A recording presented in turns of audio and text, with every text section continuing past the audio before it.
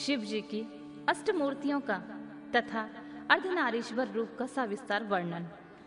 नंदीश्वर कहते हैं, ऐश्वर्यशाली मुने, तुम तो महेश्वर के उन श्रेष्ठ अवतारों का वर्णन श्रवण करो जो लोकों में सबके संपूर्ण कार्यों को पूर्ण करने वाले अतएव सुखदाता हैं। तात, यह जगत में उन परमेश्वर शंभु की 8 मूर्तियों का स्वरूप ही है।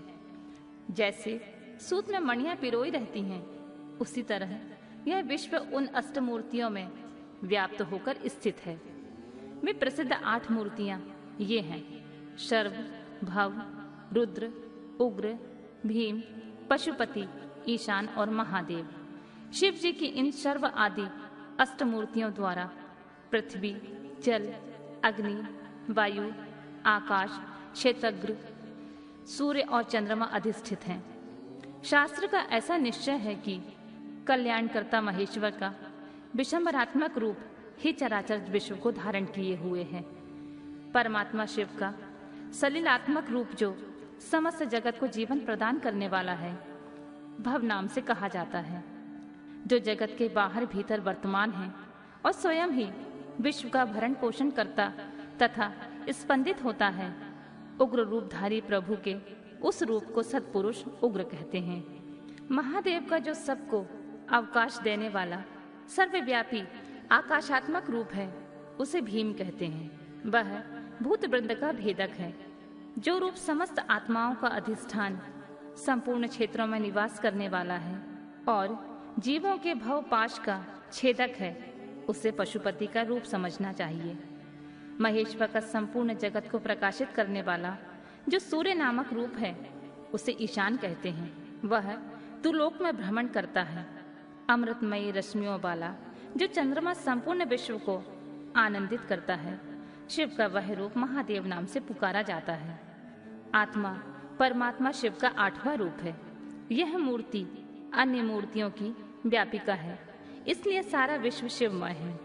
जिस प्रकार वृक्ष के मूल को सींचने से उनकी शाखाएं पुष्पित हो जाती हैं, उसी तरह शिव का पूजन करने से शिव स्वरूप विश्व परिपुष्ट होता है। जैसे इस लोक में पुत्र पौत्र आदि को प्रसन्न देखकर पिता हर्षित होता है, उसी तरह विश्व को भली भांति हर्षित देखकर शंकर को आनंद मिलता है।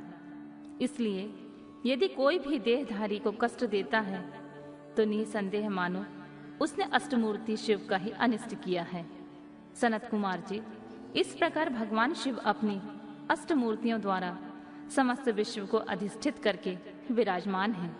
अतः तुम पूर्ण भक्ति भाव से उन परम कारण रुद्र का भजन करो। प्रिय सनत कुमार जी, अब तुम शिव जी के अनुपम अर्धनारीश्वर रूप का वर्णन सुनो। महाप्राज्ञ वह रूप ब्रह्मा की कामनाओं को पूर्ण करने वाला है। सृष्टि की आदि में जब सृष्टिकर्ता ब्रह्मा द्वारा रची हुई सारी प्रजाएं विस्तार को नहीं प्राप्त हुई, तब ब्रह्मा उस दुख से दुखी होकर चिंताकुल हो गए। उसी समय यूं आकाशवाणी हुई, ब्राह्मण, अब मैथुनी सृष्टि की रचना करो। उस व्योम वाणी को सुनकर ब्रह्मा ने मैथुनी सृष्टि उत्पन्न करने का विचार किया, परंतु इससे पहले नारियों का कुल ईशान से प्रकट ही नहीं हुआ था।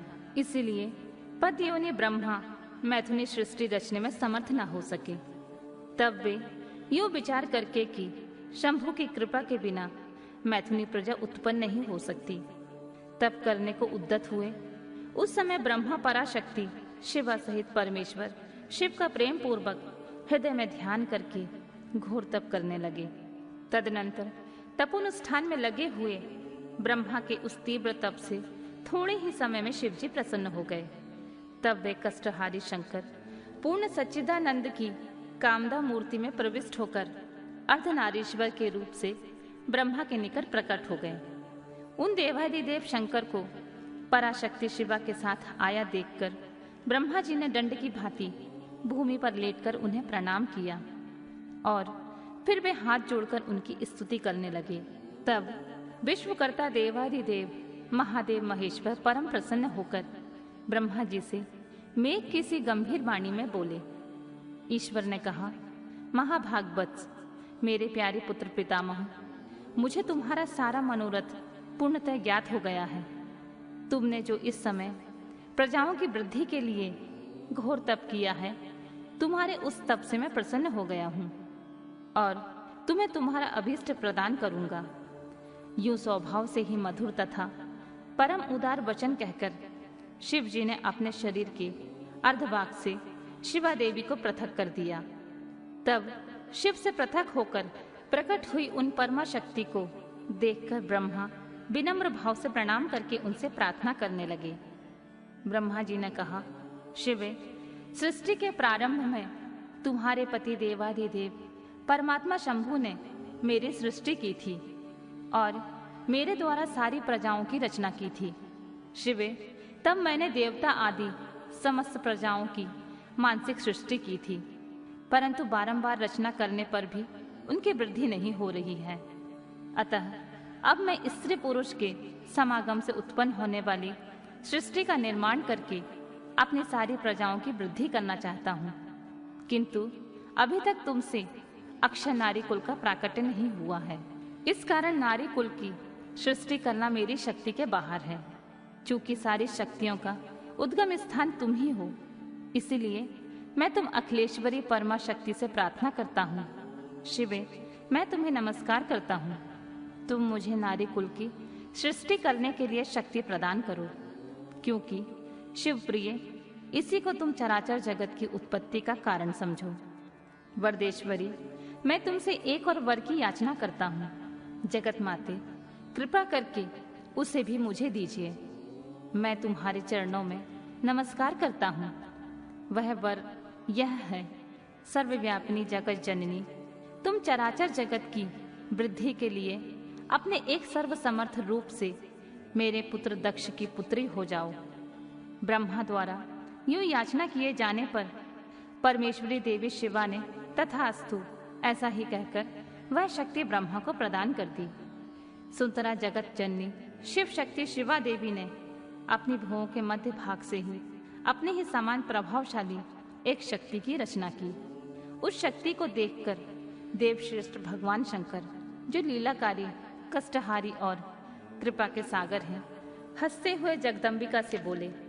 शिव ने कहा, देवी, परमेष्ठी ब्रह्मा ने तपस्या द्वारा तुम्हारी आराधना की है, अतः अब तुम उन पर प्रसन्न हो जाओ और उनका सारा मनोरथ पूर्ण करो। तब शिवा देवी ने परमेश्वर शिव की उस आज्ञा को सिर झुकाकर ग्रहण किया और ब्रह्मा के कथानुसार दक्ष की पुत्री होना स्वीकार कर लिया। मुनि, इस प्रकार शिवा देवी ब्रह्मा को अनुपम शक्ति प्रदान करके शंभु के शरीर में प्रविष्ट हो गईं। तत्पश्चात भगवान शंकर भी तुरंत ही अंतर ध्यान हो गए। तभी से इस लोक में स्त्री भाग की कल्पना हुई और मैथुनी सृष्टि चल पड़ी।